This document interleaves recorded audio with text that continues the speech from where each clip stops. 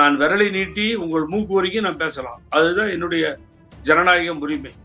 இந்த விரல் உங்க மூக்குல பட்டுச்சுன்னா அது அநாகரீகம், அது கிரிமினல் ப்ரொசீடிங்ல போயிடும். இப்போ தம்பிதுரை போய் நான் என் பக்கத்துல உட்காந்து என்ன அடிச்சுட்டாரு அப்படின்னு ஒரு கம்ப்ளைண்ட் கொடுக்குறாருன்னு வச்சுக்கோ, கேஸ் ரீச் பண்ணி தான் ஆகணும். ரெக்கார்டிங் இருக்கு, நீங்க 1000 சொன்னாலும் வேலைக்கு ஆகாது. கேவலமா பப்ளிக்ல அடி வாங்குறாருன்னா நல்ல காலம் ரூம்ல விட்டு பொத்துன்னு சாத்தாம ஏதோ அந்த மேடையில வச்சு ஒரு தட்டி விட்டுட்டாரு இருந்தாலும் அது வரைக்கும் அவரை பாராட்டணும். ஏன்னா அதுதான் அவர் பண்பாடு. அதை வாங்கிக்கிட்டு கூட அதை எப்படியோ நாத்தமா போ அப்படின்னு இப்படி கையை காமிக்கிறது வாழ்த்துறதா இல்ல அசிங்கமா வா நீ எப்படியோ ஒழியனோ ஒழிஞ்சு போ, ஒழிஞ்சிருச்சு கட்சி. முதலை ஆளுபவன் முதலாளி, தொழிலை ஆளுபவன் தொழிலாளி, பேச்சை ஆளுபவன் பேச்சாளி அப்படின்னு ஆரம்பிச்சு ரொம்ப நல்லா இன்ட்ரெஸ்டிங்கா போகுதுன்னு எனக்கு நினைவு இருக்கு. பாதி பேர் போயிட்டாங்க எழுச்சி. தலைவர் போய் அம்பாசிடர்ல ஏறுறாரு, பாதி பேர் எழுச்சி போயிட்டாங்க தலைவர் போனதால. அவர் நாவல ரொம்ப இன்ட்ரெஸ்டிங்கா பேச நிறுத்திட்டார், பேச்சை நிறுத்தி. இது உருவிடாதுங்க, அவரை நம்பி அவரை பார்க்க வராங்க, இதுல போய் என்ன பேசுனா எவன் இங்க இருக்க போறான், இன்னும் கொஞ்ச நேரம் கழிச்சு நீங்களும் போறீங்க, எல்லாம் எழுச்சி போங்க பரவாயில்லன்னு பேச்சு முடிச்சுட்டாங்க. அதுக்கு பின்னாடி எதிர்கட்சி தலைவராக இருக்கும் பொழுது அவங்க அதிகமா எல்லாரையும் தொடர்பு கொள்வார்கள், பார்ப்பார்கள், மீண்டும் ஆட்சிக்கு வருவதற்கு என்னென்ன செய்வாங்கன்னு உங்களுக்கு நன்றாகவே தெரியும். இப்படித்தான் இந்த தலைவரிடத்தில் நாம் வளர்ந்தோம், எல்லாம் பண்ணோம். ஆனா பக்கத்துல இருக்க முன்னணி தலைவரை அடிப்பீங்களா? பண்பாடு மிக்க தலைவர்கள் இருந்த இந்த இயக்கத்தில் பண்பாடுன்னா என்னன்னு கேட்கிறாரு அவரு. அசிங்கமா நடந்துக்கிறாரு. ஏங்க 2 வார்த்தை தம்பிதுரை பேசுறேன் என்னங்க தப்பிடும்? நான் தெரியாம கேட்கிறேன். அவர் என்ன வேணா சொல்லட்டுமே, ஒரு சீனியர் மோஸ்ட் லீடர் தானே, சொல்லுங்க பாப்போம். சார் ஆளும் வளரணும், அறிவும் வளரணும், அதுதான்டா வளர்ச்சி. உன் உடம்போட பின்னி வளரணும், தன்மான உணர்ச்சின்னு சொல்லி சொன்னாங்க. அப்போ உனக்கு அது ரெண்டுமே இல்லையே. செல்லூர் ராஜுக்கு உண்மையிலே ரோஷம் மானெல்லாம் இருந்திருந்தா அவரும் ஒரு சீனியர் தான், அவரும் அம்மாட்ட மினிஸ்டரா இருந்தவர் தான், இவரை விட செல்வாக்கா இருந்தவர், அந்த உண்மையும் சொல்றேன். அவரு கட்சி நாங்கெல்லாம் பிரிஞ்ச பின்னாடி கூட சின்னமா படத்தை எடுக்காம பாக்கெட்ல வச்சிருந்தவர், அந்த அளவுக்கு விசுவாசம் மாதிரி காமிச்சுக்கிறவர். அப்படிப்பட்டவரு நீங்க சொன்ன மாதிரி கார்ல வந்து அந்த கார்ல ஏறிவாங்க போங்க அப்படின்னு என்ன செல்லூர் ராஜு காரே பார்த்தது இல்லையா? முதல் தடவை வந்து கார்ல ஏறுறாரா? சுத்தி 50-100 பேர் இருக்காங்கல்ல, காதல கிட்ட கூப்பிட்டு அண்ணா இந்த கார்ல ஏற முடியாது, வேற வேற விஷயங்கள் இருக்கு, நீங்க வேற கார்ல வாங்க சொல்லாமே. ஊரடிய சொல்லிட்டீங்களே, நீங்க வந்து இந்த கார்ல ஏறாதீங்கன்னு. என்ன கேட்டா செல்லூர் ராஜு பேசாம குதிரை வண்டியில போலாம் டெய்லி.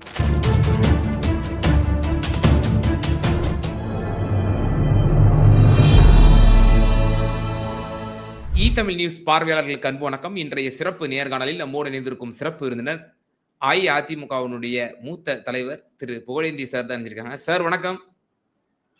தமிழுக்கு வணக்கம் சார். இப்ப திரு எடப்பாடி பழனிசாமி அவர்கள் அடுத்த கட்ட தலைவர்களை எப்படி வந்து வழி நடத்துகிறார், அவர்களை எப்படி வந்து அரவணைக்கிறார் என்கிற ஒரு கேள்வி மிக முக்கியமாக இந்த காலகட்டத்தில் வைக்க வேண்டியிருக்கிறது.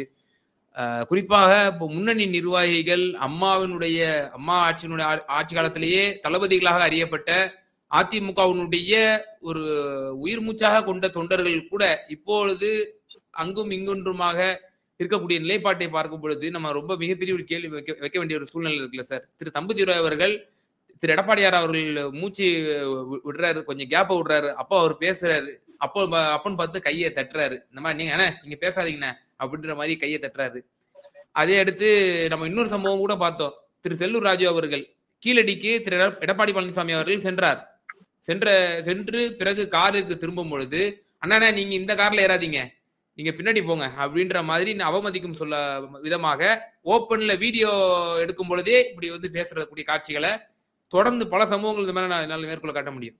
இப்படி அடுத்த கட்ட நிர்வாகிகள் மத்தியிலேயே ஒரு கடிந்து பேசுவதாக இருக்கட்டும், பொது வெளியிலே இப்படி பேசுவதாக இருக்கட்டும், இதெல்லாம் எதை உணர்த்துகிறது? அம்மாவுடைய ஆட்சி காலத்துல இப்போ முன்னணி தலைவர்கள் எல்லாம் வந்து திமுக பேரம் பேசிட்டு இருக்காங்க, திமுக பக்கம் போராண்டு இருக்காங்கன்னு சொல்லி ஒரு பத்திரிகையில செய்தியாவது போடக்கூடிய காட்சிகளாவது என்னைக்காவது நம்ம அந்த மாதிரி பார்த்திருக்கோம். ஆனா திரு எடப்பாடி ஆட்சி காலத்துல இப்படி வந்து இருக்குதே. குறிப்பாக நான் மேற்கோள் காட்டினது போல அடுத்த கட்ட தலைவர்களை வந்து ஓப்பன் கேமராவிலேயே இப்படி வந்து அவமதிக்கும் செயல்களை வந்து நம்ம பார்க்க முடிகிறது. இது எப்படி பாக்குறீங்க? நான் உங்களுக்கு யாரும் நினைவிலே கொள்ள முடியாது, சொல்ல முடியாது. 2 விஷயத்தை நினைவிலே நான் இந்த தமிழ் மூலமாக உங்களுக்கு கொண்டு வருகிறேன். என்னன்னு கேட்டீங்கன்னா, தலைவர் செல்லுகின்ற இடமெல்லாம் புரட்சித் தலைவர் எம்ஜிஆர் இருக்கும் பொழுது தந்தை பெரியார் 100ஆண்டு விழா கண்டார்கள். நான் அதை கண்கூடா பார்த்தவன். அப்பொழுது திருவாரூர் தங்கராஜ் தலைமையிலே அந்த விழா எல்லா இடங்களிலும் எடுக்கப்பட்டது. அவர் போவார், போய் மேடையில் நிற்பார். குறிப்பா நான் பார்த்தது கடலூர், மற்ற இடங்களிலே. எனது தந்தையார் திராவிடர் கழகத்தை சார்ந்தவர். 6 முறை மொழி போராட்டத்திலே சிறைக்கு சென்றவர். தலைவர் ஏறின உடனே நாவலர் பேசிட்டு இருக்கார். தலைவர் வந்துட்டாரு. நாவலர் அப்ப எல்லாம் உங்களுக்கு இந்த செல் சிஸ்டம்லாம் கிடையாது, செல்லாம் கிடையாது.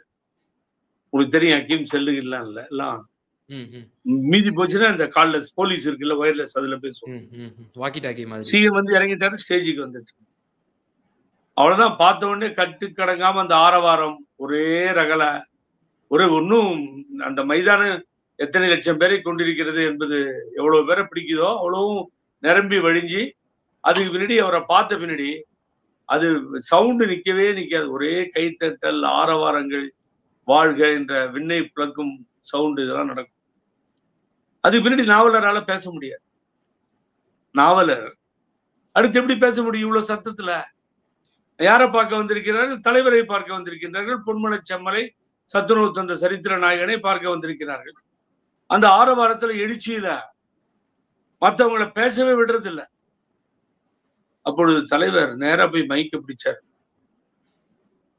நான் கீழே இறங்கி போகட்டுமா, இல்லை இந்த மேடையில் இருக்கட்டுமா என்பதை நீங்களே முடிவு செய்து கொள்ளுங்கள். ஒரு 2-3 நிமிஷம் டைம் தரேன், நான் கீழே போயிடுவேன். நான் உங்களை பார்க்க மாத்திரம் அல்ல, நாவலர் பேச்சை கேட்பதற்காகவே வந்தேன். நான் அவர்கிட்ட இருந்து தெரிந்து கொள்ள வேண்டிய விஷயங்கள் இவ்வளவு அவ்வளவு அல்ல. நாவலர் பேசுகிறார்னா அவ்வளவு நான் உயிரோட்டமா கேட்கக்கூடியவன் உங்களுக்கு தெரியும். ஆகவே நாவலர் பேச நான் கேட்க, அதை நீங்கள் அமைதியாக உற்று நோக்க கேட்டுக்கொள்கிறேன். இந்த சவுண்ட் நிக்கலாம் கீழே போயிட்டு வரேன். நீங்க நல்லா கவனிங்க. இது மாதிரி சத்யா ஸ்டுடியோலையும் தலைமை கழக பேச்சாளர்கள் கூட்டத்துல அவர் தலைவர் மைக்கு பிடிச்சு சொல்றாரு, என்னென்ன ஷூட்டிங் போறேன், ஆட்சியை கலைத்த நேரம் ஷூட்டிங் போறேன், இந்த தலைமை கழக பேச்சாளர்கள் மத்தியில பேசுறதுக்கு நாவலர் தான் சரியானவர். ஆகவே அவர் என்ன சொல்றாரோ கேட்டு அது மாதிரி நீங்கள் நடக்க வேண்டும்.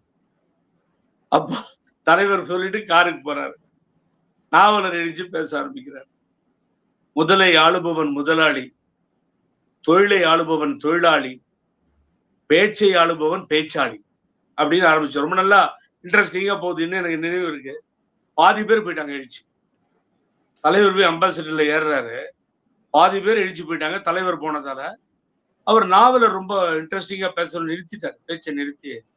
இது உருவிடாதுங்க, அவரை நம்பி அவரை பார்க்க வராங்க, இதுல போய் என்ன பேசுனா எவன் இங்க இருக்க போறான், இன்னும் கொஞ்ச நேரம் கழிச்சு நீங்களும் போறீங்க, எல்லாம் எழுச்சி போங்க பரவாயில்லன்னு பேச்சு முடிச்சுட்டாரு. கார்ல தலைவர் கேட்குது இவர் சொன்னது. திரும்பி வந்துட்டாரு தலைவர். இது என்னோட பழைய தலைவர்களுக்கு தெரியும் என்ன நடந்தது. எழுச்சி கண்ணாபுடன் பிடிச்சிட்டார், மைக்க பிடிச்சு. ஒரு ஒரு ஒரு ஒரு ஒரு கண்ணியம் மிக்கவர்களாக இருக்கிறீர்கள், கடமை உணர்வு இல்லை. பேரறிஞர் அண்ணா சொன்ன கடமை கண்ணியம் கட்டுப்பாடை காத்து நிற்கின்ற பண்பாடு இல்லை. ஆகவே நான் என்னுடைய வேலை இருக்கு, ஷூட்டிங் டைம் கொடுத்துட்டேன், நான் அதனால 2 நிமிஷம் பேசிட்டு உங்கள்கிட்ட சொல்லிட்டு தான் போறேன். நான் நாவலரே நீங்க பேசும்போது நீங்க போறீங்கன்னு சொன்னா நானே போனதுக்கு என்னடா பண்றதுன்னு மண்டை பிச்சுட்டு தவறாச்சுன்னு சொல்லிட்டு தானே போறேன், நீங்க இப்படி நடந்துக்கிறீங்களேன்னு ரொம்ப கடிந்து கொண்டார் தலைவர். அப்புறம் போனவங்க எல்லாம் உள்ள உட்காந்து, அப்புறம் நாவலர் 1 மணி நேரம் பேசி, தலைவர் கிட்டத்தட்ட அதே மாதிரி 1 மணி நேரம் பேசி அருமையான பேச்சுக்களை கேட்க முடிந்தது. பெரிய இன்ட்ரெஸ்டிங்கா இருக்கும். இன்னொரு நாளைக்கு நம்ம அதை வச்சுக்குவோம். அப்போ அது மாதிரி தலைவருக்கு மரியாதை கொடுத்தார் புரட்சி தலைவர் எம்ஜிஆர் அவர்கள். மற்றவர்களுக்கு ஒரு மரியாதை கொடுப்பார். அதுல நீங்க தலைவர் அடிச்சுக்கவே முடியாது. ஒரு அதே மாதிரி அம்மா ஒரு ஹக்கீமுக்கு ஒரு அப்பாயின்மெண்ட்டை கொடுத்துட்டாங்கன்னா 4 மணிக்கு நீங்க வந்தீங்கன்னா யாருக்கு கொடுத்துருக்கோம் எல்லாத்தையும் தெரிஞ்சுக்கிட்டு நீங்க உள்ள ஒரு பொழுது சொல்லுவாங்க, ஹக்கீம் வாங்க, நல்லா இருக்கீங்களா, தமிழ்ல இருந்து வரீங்களா, எப்படி இருக்கீங்க, உங்க நிறுவனம் எப்படி நடக்குது, இதையெல்லாம் அன்போட கேட்பாங்க. கேட்டு உட்கார வச்சு இதெல்லாம் கேட்டு ஏதாவது ஒரு கோரிக்கை அது சொன்னீங்கன்னா உடனே செய்வாங்க. இதெல்லாம் அவங்கள்ட்ட ஒரு பண்பாடாக இருந்தது. அதுக்கு பின்னாடி எதிர்கட்சி தலைவராக இருக்கும் பொழுது அவங்க அதிகமா எல்லாரையும் தொடர்பு கொள்வார்கள், பார்ப்பார்கள். மீண்டும் ஆட்சிக்கு வருவதற்கு என்னென்ன செய்வாங்கன்னு உங்களுக்கு நன்றாகவே தெரியும். இப்படித்தான் இந்த தலைவரிடத்திலே நாம் வளர்ந்தோம், எல்லாம் பண்ணோம். ஆனா பக்கத்துல இருக்க முன்னணி தலைவரை அடிப்பீங்களா? அதாவது அக்கீம், நான் விரலை நீட்டி உங்கள் மூக்கு வரைக்கும் நான் பேசலாம். அதுதான் என்னுடைய ஜனநாயக உரிமை. இந்த விரல் உங்க மூக்குல பட்டுச்சுன்னா அது அநாகரீகம், அது கிரிமினல் ப்ரொசீடிங்ல போயிடும். இப்போ தம்பிதுரை போய் நான் என் பக்கத்துல உட்காந்து என்ன அடிச்சுட்டாரு அப்படின்னு ஒரு கம்ப்ளைண்ட் கொடுக்குறாருன்னு வச்சுக்கோங்க, கேஸ் ரீச் பண்ணி தான் ஆகணும். ரெக்கார்டிங் இருக்கு, நீங்க 1000 சொன்னாலும் வேலைக்கு ஆகாது. ஏன்னா அவர் கையை தட்டுறாரு, சும்மா இருங்கன்றாரு, தட்டுறாரு. அவமதிப்பு என்பது நீங்கள் சொன்னது போல ஓப்பன் இடத்திலேயே வந்துருச்சு, ரொம்ப கேவலமா வந்துருச்சு. இல்ல என்னங்க தம்பிதுரை யாரு சொல்லுங்க பார்ப்போம். தம்பிதுரை அனைத்து இந்திய அண்ணா திராவிட முன்னேற்ற கழகத்தினுடைய வரலாற்றில் தம்பிதுரை தான் அதிகமாக பிரதம மந்திரிகளை பார்த்திருக்க வேண்டும், பழகி இருக்க வேண்டும். ராஜீவ் காந்தியில இருந்து சொல்றேன், குஜராத்ல இருந்து ராஜீவ் காந்தியில இருந்து, நரசிம்மராவ்ல இருந்து, தேவேகவுடால இருந்து எத்தனை பிரதம மந்திரிகள் வந்தாங்க. அடல் பிகாரி வாஜ்பாய், அது அப்பெல்லாம் வாஜ்பாய் இருந்தப்பெல்லாம் இவர் தான் ஓடாட்டம் ஜாஸ்தி. இங்கேயும் எங்கேயும் போய் அம்மா என்னென்ன சொல்றாங்களோ டெல்லியில செய்யறது தம்பிதுரை வேலையா. 1.5 இயர் வாஜ்பாயை தண்ணி குடிக்க வச்சிட்டாங்க அம்மா. அம்மா செஞ்சாங்க. பட் அம்மா என்ன சொல்றாங்களோ அந்த செயல்பாடுகளை டெல்லியிலே செய்கின்ற இடத்தில் இருந்தவர் தம்பிதுரை. அதை வந்து பூங்குன்றன் மூலியமா சொல்லிடுவாங்க, தம்பிதுரைக்கு இதை சொல்லுங்க சொல்லுங்க. நாடாளுமன்ற தலைவர், துணை சபாநாயகர், இவ்வளவு கேவலமா பப்ளிக்ல அடி வாங்குறாருன்னா, நல்ல காலம் ரூம்ல விட்டு பொத்து பொத்துன்னு சாத்தாம ஏதோ அந்த மேடையில வச்சு ஒரு தட்டு தட்டி விட்டுட்டாரு இருந்தாலும் அது வரைக்கும் அவரை பாராட்டணும். ஏன்னா அதுதான் அவர் பண்பாடு. அதை வாங்கிக்கிட்டு கூட அதை எப்படியோ நாத்தமா போ அப்படின்னு இப்படி கையை காமிக்கிறது வாழ்த்துறதா இல்ல அசிங்கமா வா நீ எப்படியோ ஒழிஞ்சு போ, ஒழிஞ்சிருச்சு கட்சி அப்படின்னு சொல்றதா எனக்கு தெரியாது. அந்த டிஸ்ட்ரிக்டை பொறுத்த வரைக்கும் முனுசாமிக்கு அவருக்கு ஆகாது. நான் தான் கிருஷ்ணகிரியில ஒவ்வொரு தடவையும் இன்சார்ஜ், அவங்களுக்கே தெரியும்.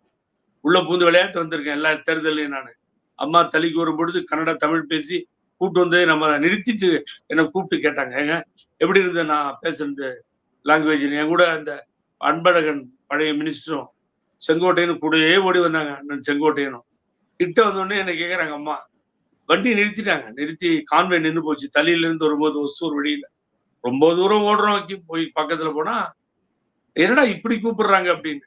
அது வரும்பொழுதே அன்பழகன் சொல்லிட்டு வர்றாரு, ஏதோ தப்பு நடந்துச்சு போல் இருக்கு, உங்களை மாத்தி எல்லா இன்சார்ஜையும் கொடுக்க போறாங்களான்றாரு.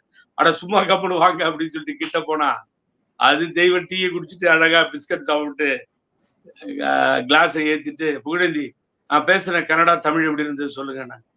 நான் எந்த மொழியை பேசுகிறீர்களோ அது உங்கள் தாய்மொழின்னு சொன்னேன். எந்த மொழியை பேசுகிறீர்களோ அது உங்கள் தாய்மொழின்னு சொன்னேன். ஏன்னா தெலுங்கு பேசி நான் கேட்டிருக்கேன், என்னமா இருக்கணும் வா. அதே மாதிரி கன்னடா பேசும் பொழுதும் நான்லாம் இந்த மண்ணில் இருந்திருக்கேன், எவ்வளவு அரசியல் பண்ணிருக்கேன், எத்தனையோ வருஷம் இருந்திருக்கேன். ஆனா அம்மா பேசு கன்னடா அவ்வளவு வித்தியாசமா இருக்கும். ஆனால் இந்த சரோஜதேவி வரும்பொழுதுதான் நிறைய எனக்கு ஆப்பர்ச்சுனிட்டி அவங்களோட உட்காந்து பேசுவோம்னு சொல்லுவாங்க. ஆகவே அப்படிப்பட்ட பண்பாடு மிக்க தலைவர்கள் இருந்த இந்த இயக்கத்தில் பண்பாடுன்னா என்னன்னு கேட்கிறாரு அவரு, அசிங்கமா நடந்துக்கிறாரு. ஏங்க 2 வார்த்தை தம்பிதுரை பேசுறா என்னங்க தப்பிடும்?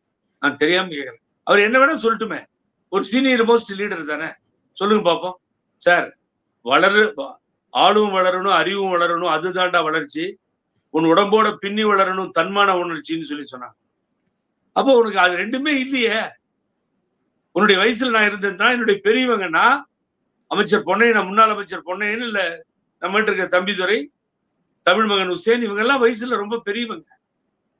என்ன தவறு இருக்கு? ஒரு வாழ்த்துக்களை கூட அவங்கள்ட்ட வாங்கிட்டு வரலாமே.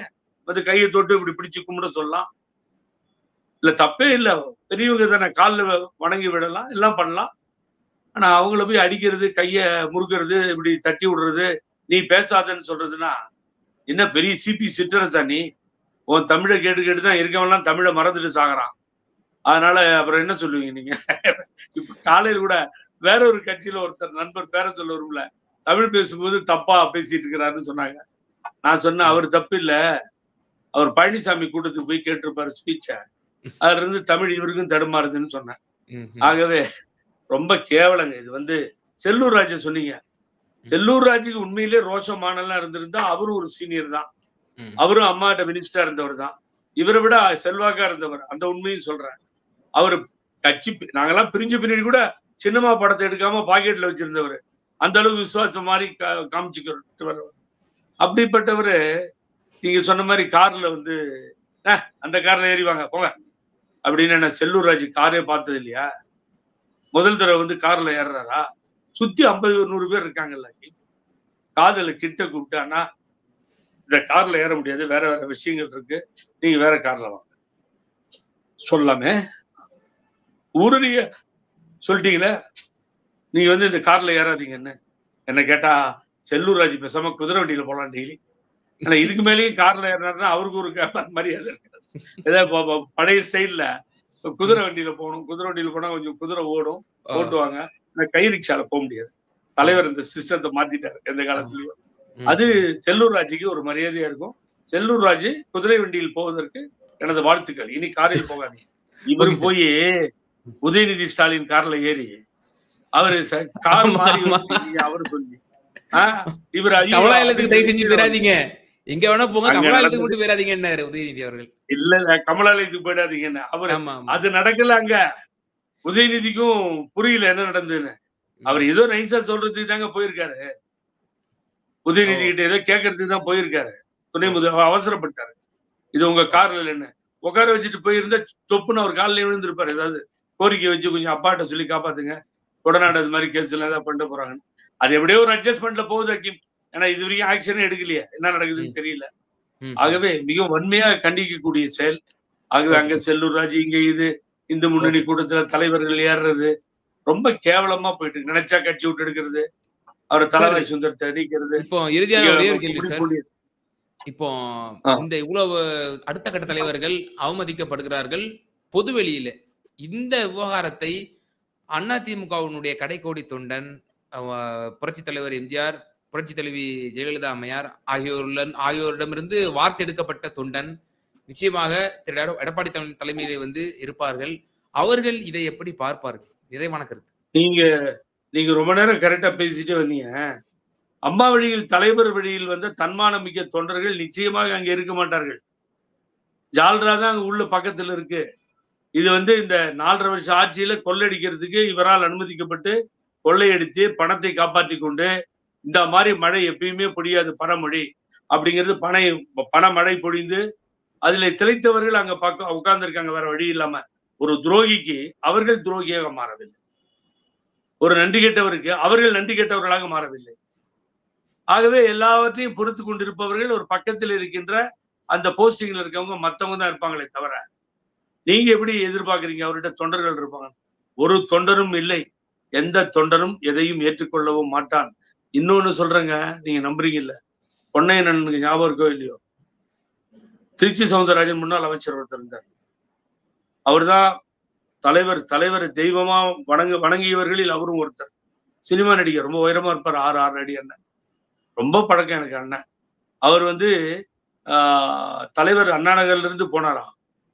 சவுந்தரராஜன் வெளியே நின்றுட்டு இருந்திருக்காரு. பொன்னையன் டிரான்ஸ்போர்ட் மினிஸ்டர் வெளியே நின்றுட்டே இருந்திருக்காரு. இவர் போகும்போது சைட்ல பார்த்துட்டு போயிட்டார். ஆரவாரம் இல்லாமல் தலைவர் காமராஜரை போல தலைவர் பின்னாடி முன்னாடி போலீஸ் எல்லாம் வச்சுட்டு போனதெல்லாம் கிடையாது. ஒரு சிஎம் அழகா அம்பாசிடர்ல போயிட்டே இருப்பார், கவலையப்பட மாட்டார். அப்படிப்பட்ட நேரம் அவர் போய் தோட்டத்துக்கு போய் சேர்றாரு. போகும்போது பார்த்துட்டாரு டிரைவர்கிட்ட, சவுந்தரராஜன் தானே வெளியே நிற்கிறது அண்ணா நகர்ல அப்படின்னாம. அவர் ஏதோ ஒரு வேலையா போயிட்டு இருக்காரு. அப்புறம் கார்டன் போன பின்னாடி போன் போடு சவுந்தரராஜன் எங்க போன போட்ட சவுந்தரராஜன் வெளியிலே இருக்காரு. வெளியில தான் அந்த மரத்துக்கிட்ட பார்த்தோமே அங்கேயே தான் இருக்காங்க அப்படின்னு சொல்லி சொன்னாங்க. லேண்ட்லைன் போகும். என்னவா ஏன் போய் ரொம்ப நேரமா அங்க நிக்கிறாரு அவரு? நீங்க என்ன பொன்னையனை பார்த்து என்ன ஆகணுமா? என் பொன்னையனையே பார்க்காம இருக்காரு அவர். பொன்னையனை போனை போடு. அவரை பொன்னையன் அப்பதான் குளிச்சுட்டு இருந்தார். அவரை கூப்பிட்டீங்க வாங்க தோட்டத்துக்கு அப்படின்னு இருக்காரு.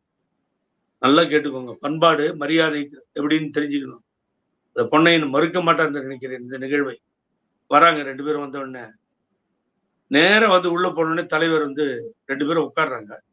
பொன்னையன் அமைச்சர், அப்போ ஒரு சவுந்தரராஜன் அமைச்சர் இல்லை, இப்பியா இருந்திருந்தாங்க. நீங்க வந்து உட்காருங்க, பொன்னையன் நீ நில்லு அப்படிங்கிறார். புரியல பொன்னையனுக்கு. நில்லு, நான் சொன்ன செய் அப்படின்றாரு. வந்துச்சு நான் வேற மாதிரி மாறிடும் லாங்குவேஜ்ல இருந்து. நில்லு, உட்காருங்க. அவர் சொல்றாரு, தெய்வத்துக்கு முன்னாடி நான் எப்பயும் உட்கார்ந்ததே இல்ல. It has happen. தெய்வத்துக்கு முன்னாடி நான் உட்கார்ந்தது இல்ல.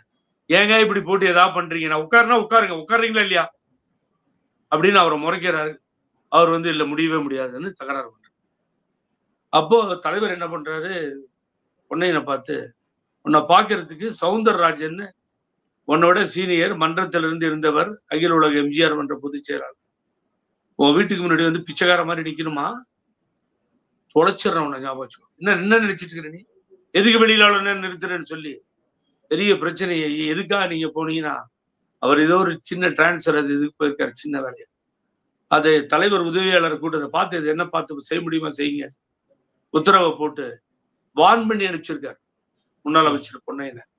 இதுதாங்க அடுத்த தலைவர்களை நீங்க எப்படி வச்சுக்கணுமோ அப்படி வைக்கிறது. அம்மா கிட்ட கூட நான் பார்த்திருக்கேங்க.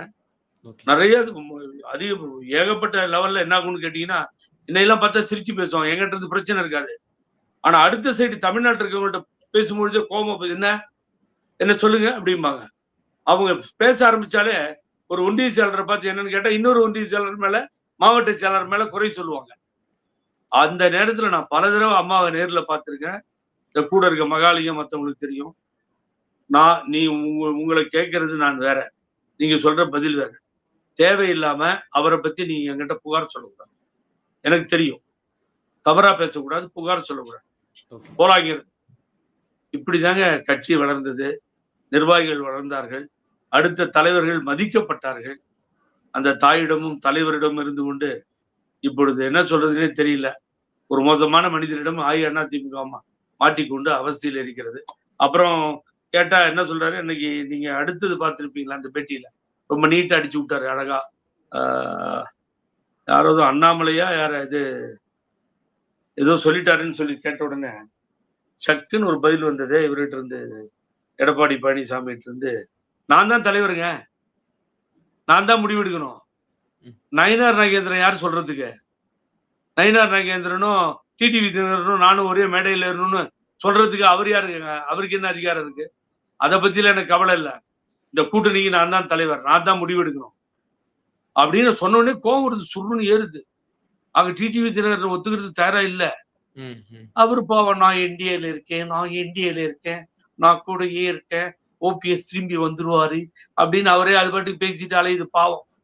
இந்த மாதிரி சூழ்நிலைகள். ஆகவே யாரையும் ஏற்றுக்கொள்ள, ஏன்னா அங்க இருந்துதான் ஆட்சி அதிகாரம் கட்சி எல்லாத்தையும் பறிச்சவர் எப்படி பக்கத்துல வச்சுக்குவார் அவரு.